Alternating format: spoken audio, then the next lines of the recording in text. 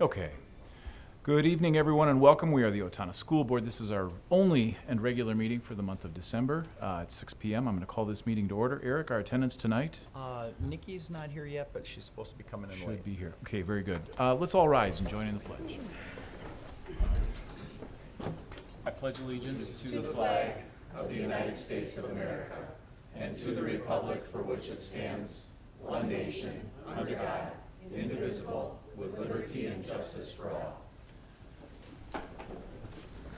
First up tonight would be simply to approve our agenda. We'll entertain a motion. So moved. Second. We have a motion and a second. Any further discussion on this? All in favor with an aye? Aye. Any opposed?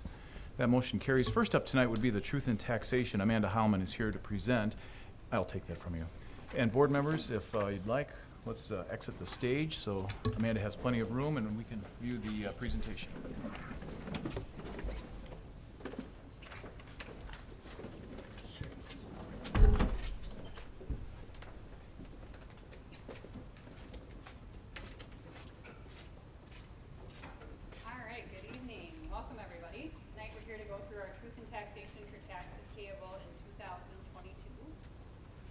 Tonight I'm going to take a review of school funding, look at an overview of how the levy process works, and then we'll do a summary of what our 21P22 levy is going to be.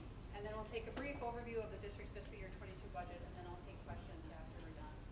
Can everyone hear me okay? No? Okay, fine. I know. I was like, I can't hear myself. Oh. I'll get one for you.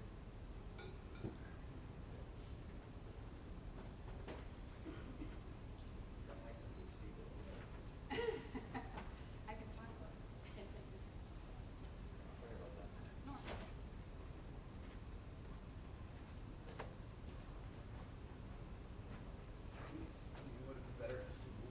Can we just move on? Just need a longer cord.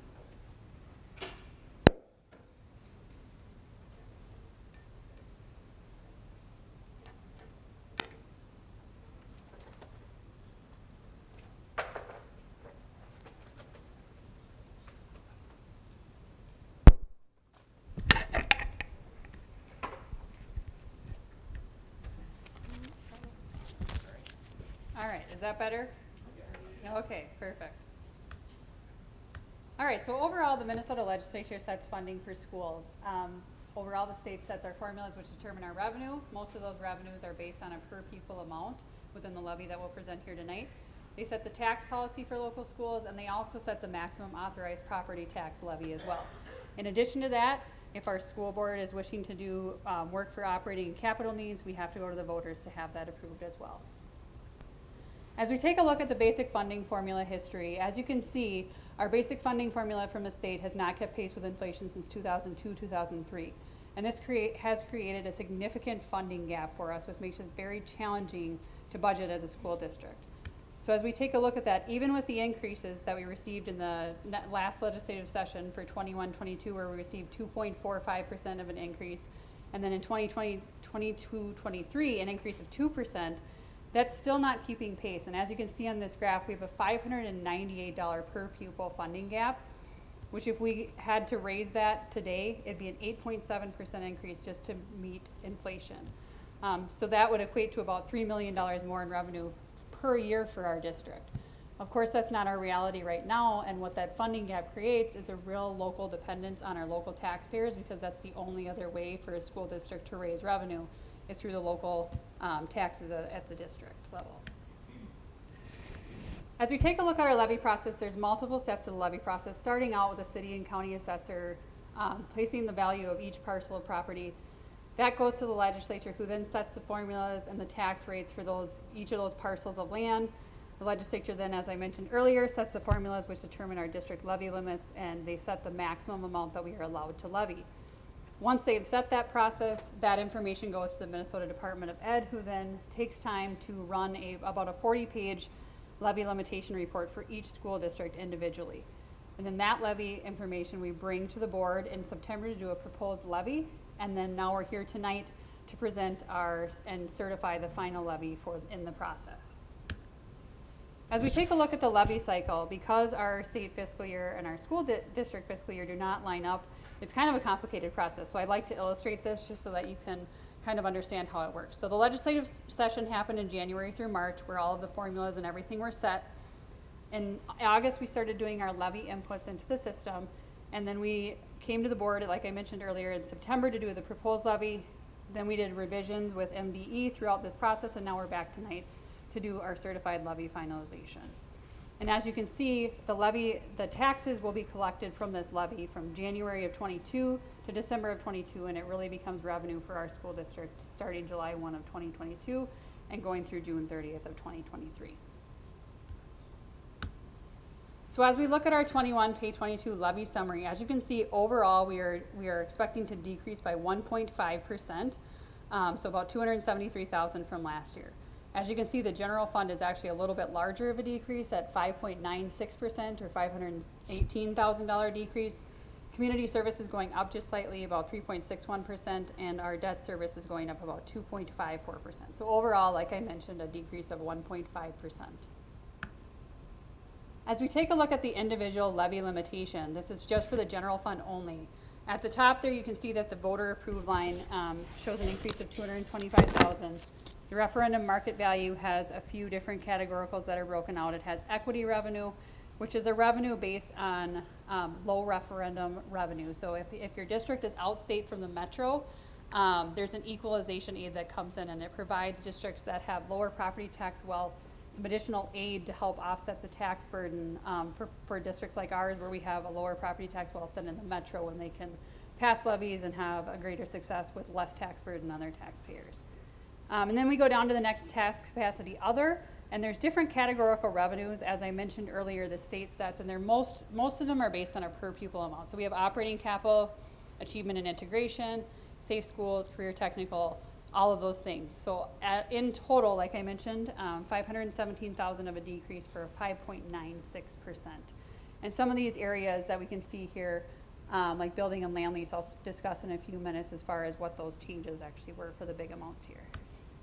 So as we can see, our operating referendum, local optional, and transitional revenue in total, those two top lines there, in total are increasing about 196,000. There was no change in the authorized levy per pupil for voter or board approved amounts. However, these amounts are funded through state equalization aid. So as our property tax valuation increases, which it did about 5.9% this year, that aid reduces, and then it comes in the form of an offsetting increase in our tax levy. So that's why we're seeing an increase in that category. There was no changes, like I said, in the authorized levy per pupil.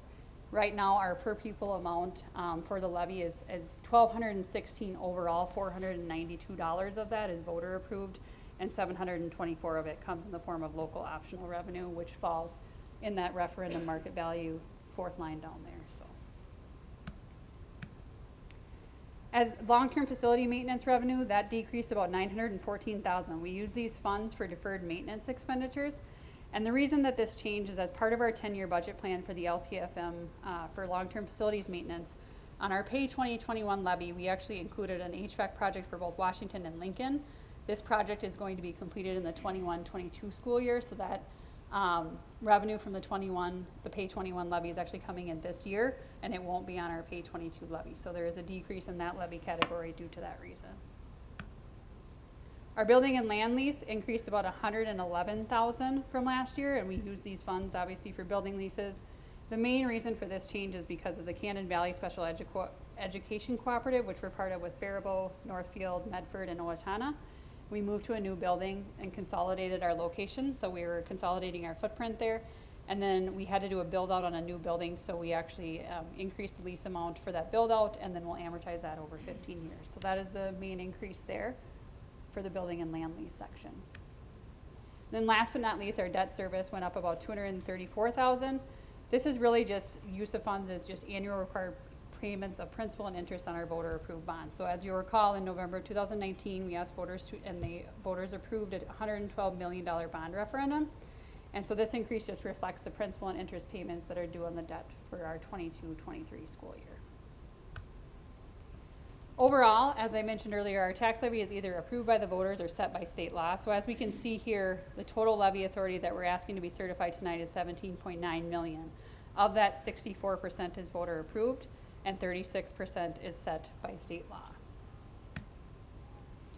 As we can see from our certified levy history here, we've really remained relatively flat with the exception of our pay 2020 levy, which is where that new $112 million bond came in for the new high school. So that is where we spiked, but as you can see after that, we remained relatively very flat. We have had very little increase in our levy over the last 7 years. One really awesome thing that I like to highlight here is our ag to school property tax credit and how that's really impacted our ag landowners.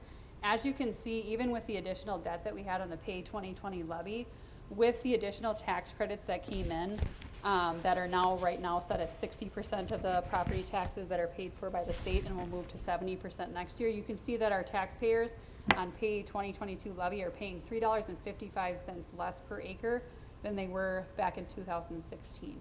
So these credits started taking effect on the pay 2018 levy, as you can see that drop off, and they will continue to drop off even next year with that additional credit increase. As we take a look at our budget, our general fund revenue summary is around $665 million. 13.5% of that comes from the property tax levy that I just went over. We get 79% of our revenue from state sources and around 6% from federal sources, with other local like interest and those types of things coming in around 2%. Our general fund expenditure summary is around $65 million. Again, we're budgeting for a pretty stable, balanced budget this year. As you can see, over 80% of our expenditures are spent on instructional or instructional support, 12% on operations and maintenance, and then 8% on the admin and district support categories. This is just an example of what a property tax statement looks like. All of you have received these. As you can see, there's 3 different areas. There's one for county, one for city, and one for school district. So as you're looking at the school district one, you'll see a voter approved levies category and an other category. A question I often get is, what's the difference? And so if there's an operating referendum or a bond referendum, that falls under our voter approved levies, and the other categories are everything else that is set in law by the state. So those things that I just went over earlier. There are multiple different credit refunds, property tax refunds that you could potentially be eligible for, depending on your income level, your age level, how much your property taxes went up this year. And so I will place this out on our district website, and if you're interested in looking at them, I'm not going to go through each of them in great detail tonight, but if you're interested in looking at that and getting more information as to how you submit for those and how they work, then you can certainly take a look at that. All right, that is all I have for the truth in taxation. Does anyone have any questions?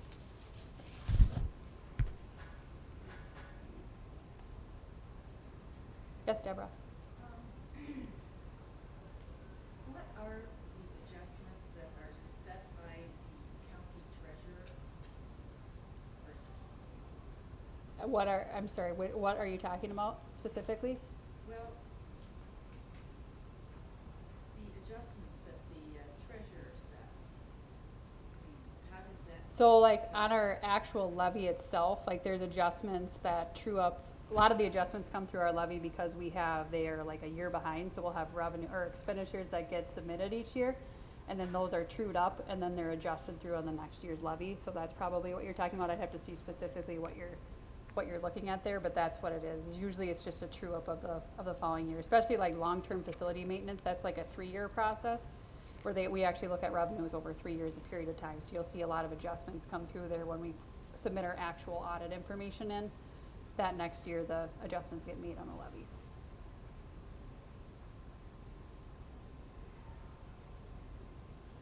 All right. That's good.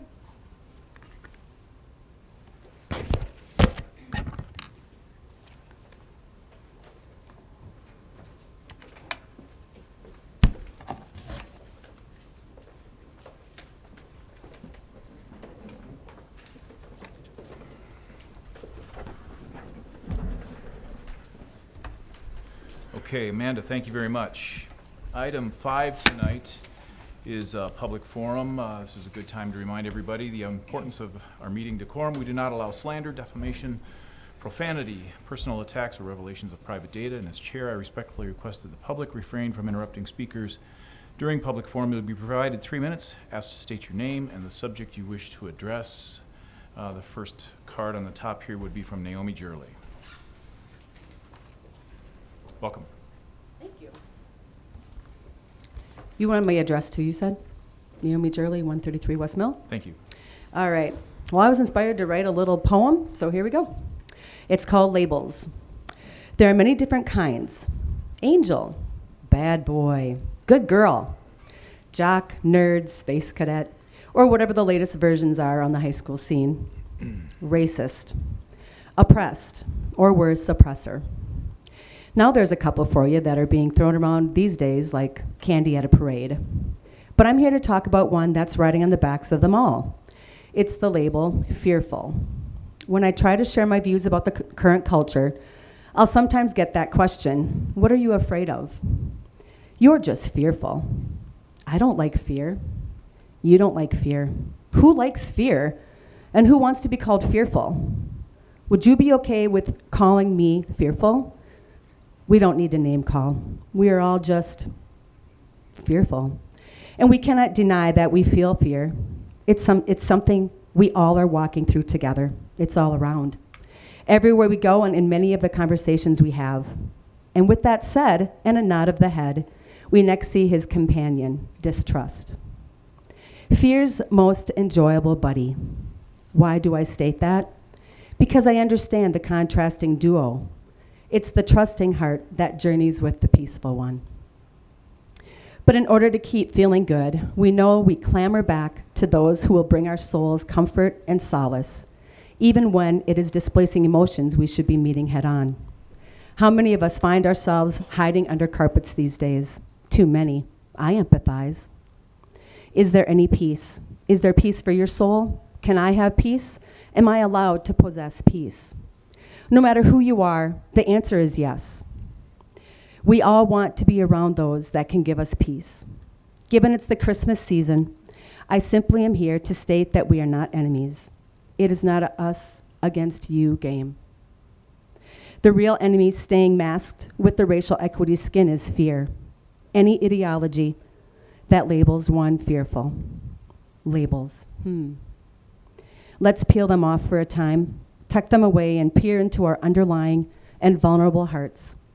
Put our eyes on the one child, God's Son, the one who made us all, who knows us all, who loves us all, red, yellow, black, and white. To the Prince of Peace, Merry Christmas.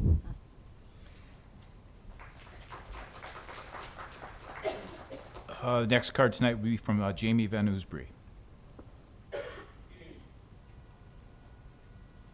Good evening. Welcome.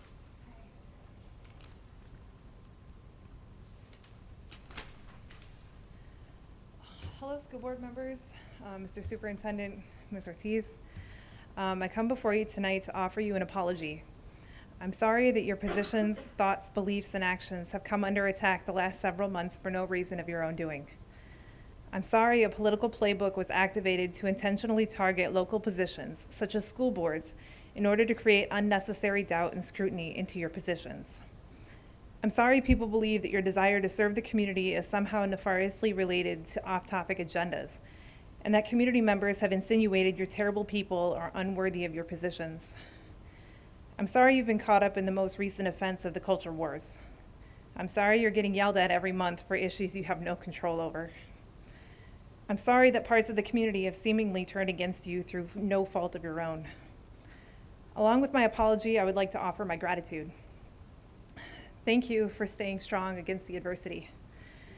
Thank you for continuing the course to do what's best for the Owatonna School District and to continue to reinforce the mission, vision, and core values of the district. Thank you for your willingness to take steps towards inclusion and equity for all students, as well as providing appropriate trainings to staff to support them in reinforcing the mission, vision, and core values. Thank you for taking steps such as the new high school to help Owatonna to continue to grow and to be an attractive home to people of all different backgrounds, ethnicities, and socioeconomic statuses. And most of all, thank you for being here. That's all I got. Thanks. Thank you. Next card is from Angie Langley.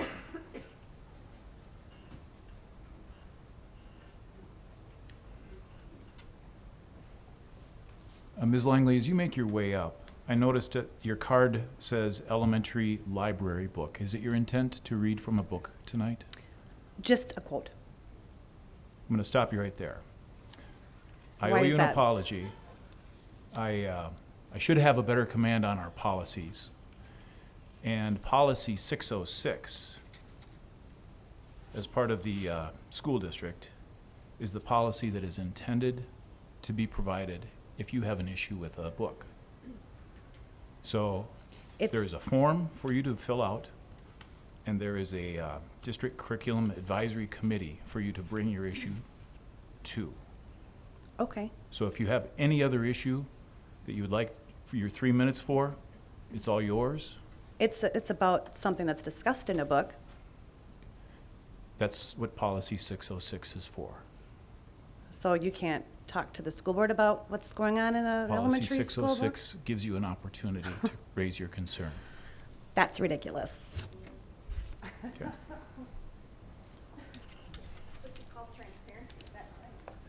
Dr. Beth G.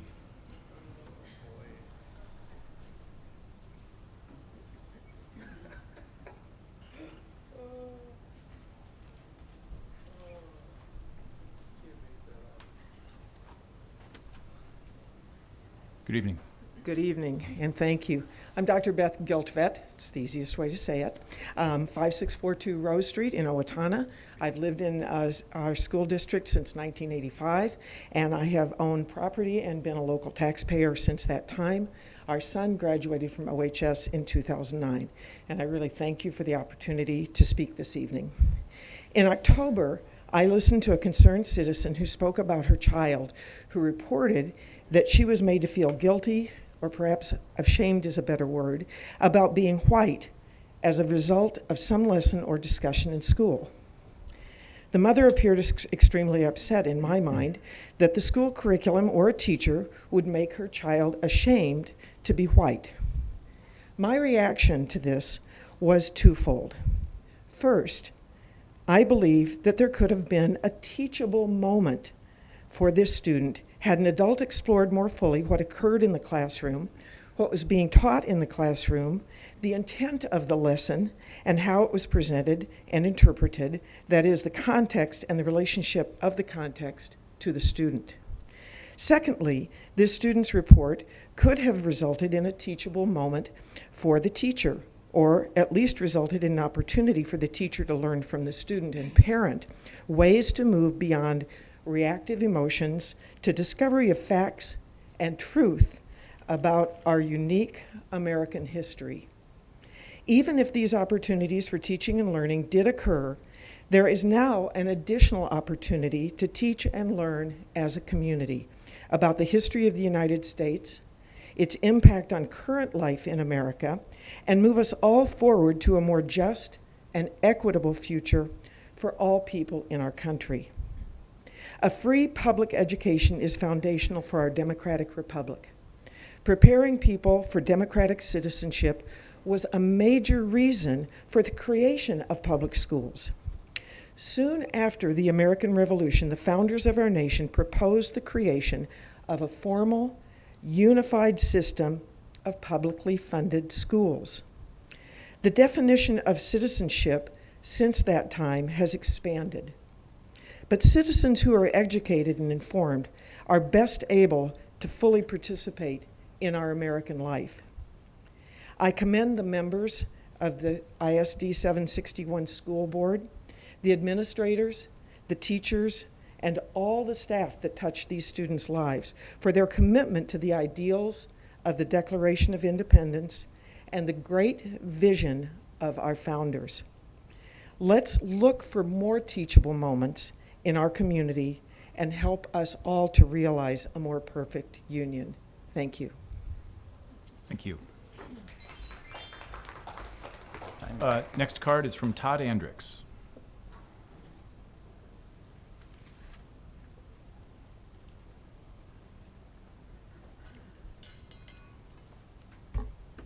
Good evening. Good evening, Superintendent Grant. Used to doing that because we've had some arguments up here before. Mr. Elstead, Superintendent Elstead. Chairman Sebring, members of the board, Todd Andrix, 1805 Greenhaven Lane. Freudian slip, maybe. We've had some controversies in the past, and we've argued and debated topics as individuals and as president of the local teachers union. I've had to argue some things and bring some tough decisions, tough ideas forward, and I appreciate the fact that we have the open forum to be able to do that. It is definitely all of our rights. But I'm here representing the 390 plus members because I want to say thanks. We want to say thank you. From Daniela all the way through each of you as board members, you give of your time, you give of your services, and you give with the heart and intent of doing what's best for our students, for our staff, and moving us forward.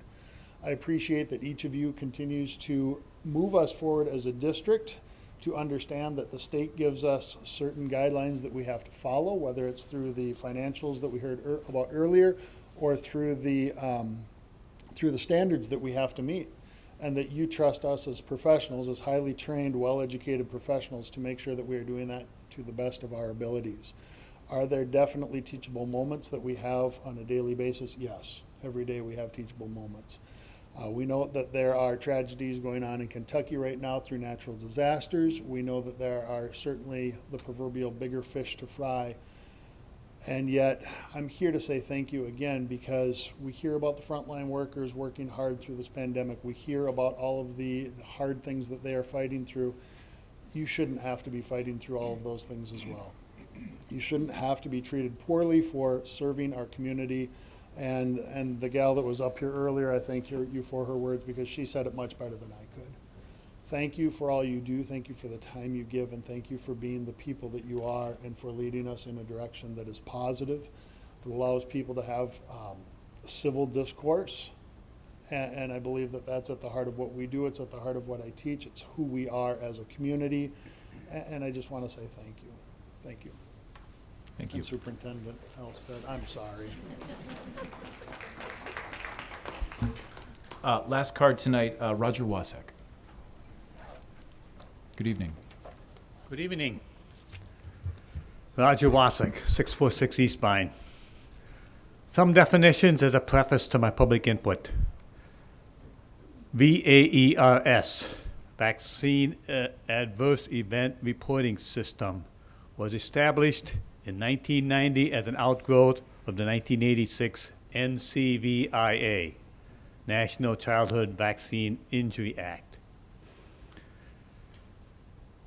VAERS, Vaccine Adverse Events Reporting System, is the CDC's, Centers for Disease Control, and the FDA's, Food and Drug Administration's, multi-system approach to post-licensure vaccine safety monitoring.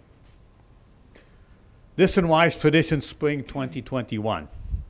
As of March 4, the Vaccine Adverse Events Reporting System, VAERS, reported 1,100 deaths linked to the COVID vaccine in the U.S., including deaths among the young and healthy. As only about 1% of all adverse events are reported to VAERS, the Vaccine Adverse Effects Reporting System, that means that something like 100,000 Americans have died so far after the first or second COVID-19 injection. At this rate, there would be more deaths from the vaccine than those attributed to COVID-19. Reported side effects are horrendous. Paralysis, Bell's palsy, twitching, seizures, brain fog, heart and circulatory problems including blood clots and palpitations, skin rashes, miscarriage, and pulmonary effects including pneumonia. Not to worry, says Anthony Fauci, director of the National Institute of Allergy and Infectious Diseases. Adverse reactions to any vaccine are to be expected. This public input is presented to encourage all members of the school board, a board familiar with state mandates, to contact our governor, state representatives, and state senators about COVID-19 mandates, realizing VAERS, Vaccine Adverse Events Reporting System data confirms the experimental adverse effects data observed in the original COVID-19 trials by Moderna, Pfizer, and J&J. Thank you. Mr. Wasek, thank you. Item 6 tonight would just be the general information. Do any of you have a question for Mr. Elstad, members of his staff, as it relates to the enrollment report as presented in your packet? Hearing none. We will move on. Item 7 tonight would be the no action required board forum. Daniela, I'm going to start with you. There really isn't that much new this week. Nothing new for me either. Nothing right now. Jolene? Nothing. Lori? Well, just briefly, signed up for the MSBA conference, so I hope to see some of you there. That'll be a good educational opportunity for us to learn more, continue to learn. And I heard the carolers a couple of times recently, and they sound fabulous, and I'm so grateful that they're spreading a little bit of peace and joy out there. Thank you. My observation during board forum here, this past week I had reason to attend a meeting here at the high school and found my way through the very front door along with all of the students, and I was really pleased as I walked up to hear that the students were not grousing or complaining under their breath about the necessity of going through a bag check. And then I got through the front door, and the staff was spectacular with regard to how they were greeting each of the students and making them feel welcome. Went through the bag check and went quite gracefully, flawlessly, and it really seemed like it was an excellent opportunity for the staff to make a good, quick connection with each of the students as they made their way in. Super appreciative of just how well both the students and the staff really stepped up in that particular setting this past week. So thanks to all of you for that. My follow-up would be, there was a book that was read from at our last board meeting. I did ask Mr. Elstad to do a little follow-up, give us some insight to that. Would you please? Thanks, Mr. Sebring. I was asked by board members to investigate and report back to the board regarding a concern that was shared by a district resident during public forum at the November 22nd school board meeting. The resident asked why a particular book was available in our middle school library due to concerns that the resident expressed about the book's contents. After investigating the matter, the book referenced at the school board meeting has never been on our middle school circulation shelves and was never checked out by a student.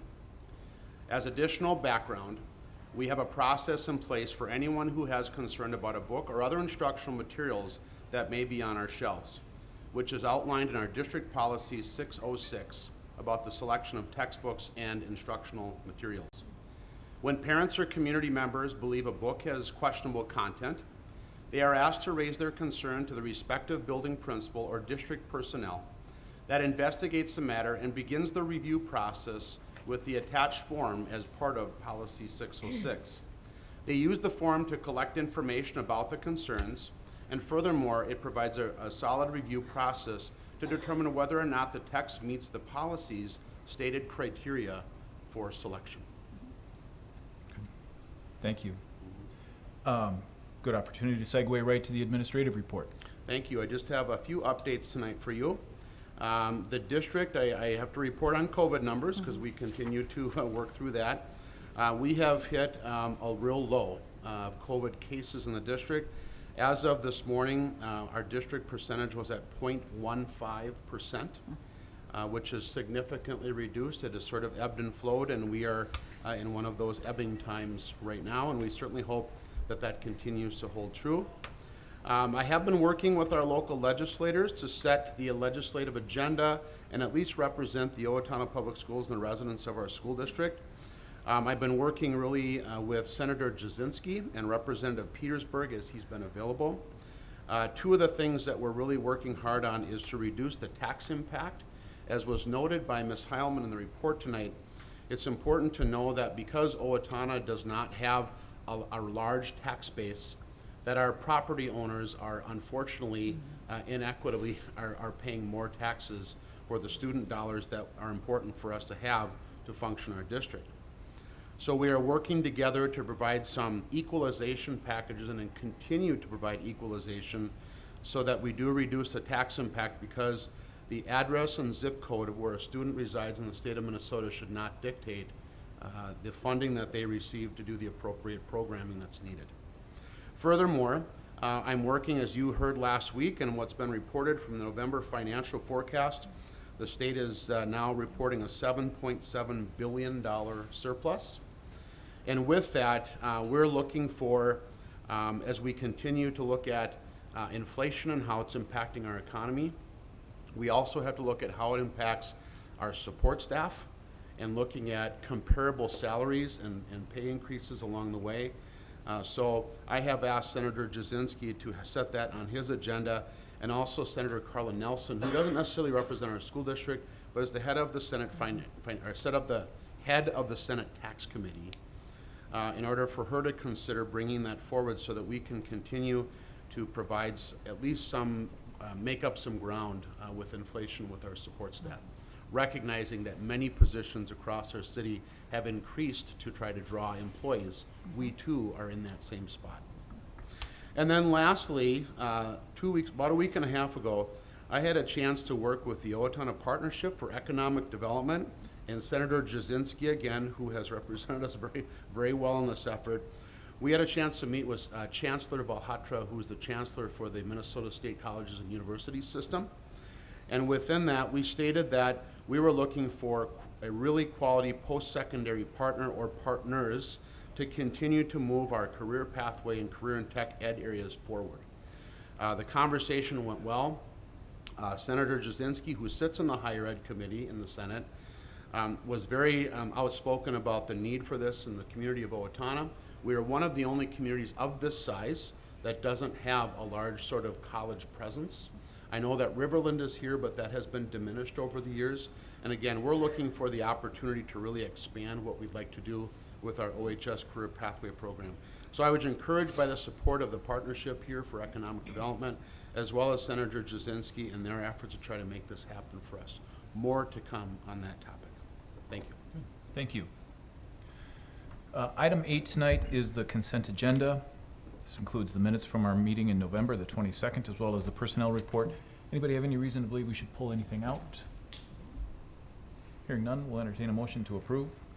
I move that the board approve the consent agenda. Second. We have a motion and a second. Any further discussion? Eric, roll call. Jolene? Aye. Deborah? Aye. Lori? Aye. Mark? Aye. Tim? Aye. And I myself's an aye. 6-0 pass. Very good, thank you. Item 9 tonight would be board action requested. The first would be the tax levy certification, which we just heard from Amanda. Would one of you be kind enough to introduce the motion for this? I move that the board approve the tax levy limitation and certification as presented. Second. We have a motion and a second. Gives us one last opportunity to extend any questions that you might want to direct to Amanda. Hearing none. All in favor with an aye? Aye. Any opposed? Nay. Okay, duly noted. Item B would be the policy revisions. Tonight would be the second reading. Had an opportunity at our last meeting to ask questions regarding policy revisions. We still have an opportunity to ask questions tonight. Would one of you be kind enough to introduce this motion? I move that the board approve the revisions in the policy as listed. Second. We have a motion and a second. Any last questions regarding the policy revisions as they have been brought forward? Hearing none. All in favor with an aye? Aye. Any opposed? That motion carries. Last item tonight would be gifts to the district. Mr. Elstad, there's some nice gifts in that Yeah, there are. packet Thank tonight. you. We have a couple of items that have been donated. First of which is we've got some supplies that were donated by the Southeastern Minnesota Oral and Maxillofacial Surgery Clinic to our middle school, which was a paper cutter, a large paper cutter, to help with student projects. We actually had a gift given by Gopher Sport in part of their line of active seats and storage carts for our students at McKinley Elementary. We have two rather large donations tonight that you are being asked to consider approval for. One is which is a installment from a $50,000 installment from the 761 Foundation for the foundation room at the new high school. Again, that's a partnership between the 761 Foundation and the Owatonna Foundation to produce a very, very nice community space at our new high school. And then